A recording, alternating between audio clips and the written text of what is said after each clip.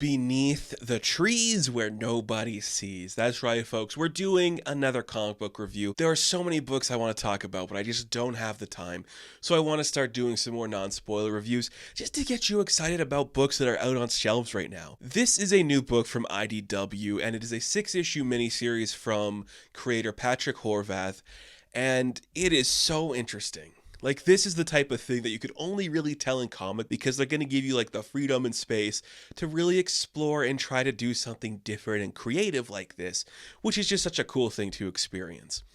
There really is nothing else like this book on store shelves right now. It is so specific in tone, so specific in feeling, and that just makes it incredibly creative and different than a lot of other stuff. So, Beneath the Trees Where Nobody Sees, we are following like this fairy tale Animal Crossing classic children's book town called Woodbrook, and it is just like, it's a modern town, but everyone's like an anamorphic animal, and they just look very like pastel colors and watercolors, and it's just like a nice quaint little town, and everyone's just having fun. There's this young woman named Samantha Strong.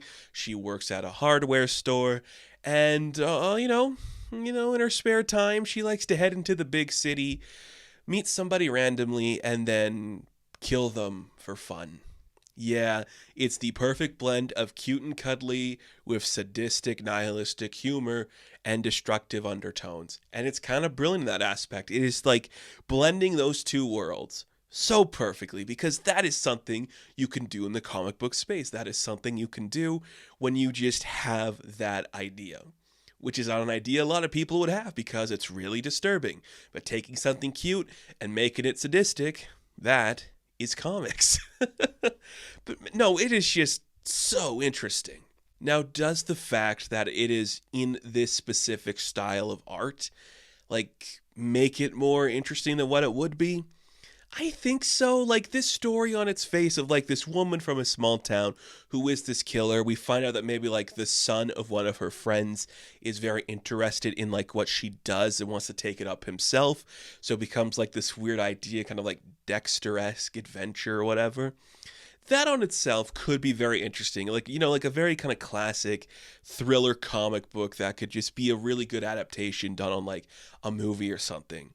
But just making them these weird Animal Crossing little freaky guys where it's just like, look at the sheriff, he's like a big bloodhound, or look at like this little mole, he's a little shrew guy, but you know what, he's loyal and he loves his kids, and here's like this weird duck that's going to be haunting our main character throughout everything she does, or here's like this sassy pig who's kind of a Karen or something.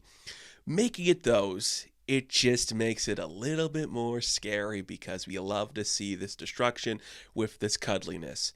And you love that. And it is just like this weird, dark horror story, but not dark in terms of like, look at all this blood and gore. That stuff's all there.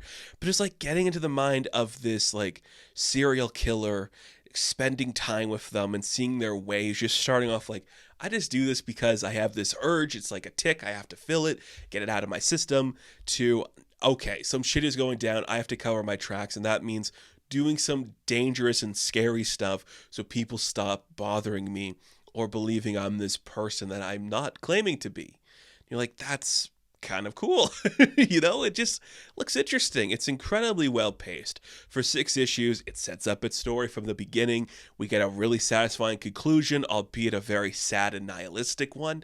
That's kind of the point. We're seeing this from the POV of the serial killer character. She's this cute, cuddly bear who's going to rip you apart and like bury you in a yard somewhere. So that's kind of interesting and makes it more scary. And if we were in somebody else's point of view, it'd be a little more terrifying to know that she still gets to lurk out there. And that she kind of not walks away unscathed, but just kind of like reverts back to this place about herself. Where it's like, okay, bears hibernate. Maybe that's what I should do. It's kind of interesting and subtle and just really establishes itself as having a unique voice in a space where there's always unique voices growing.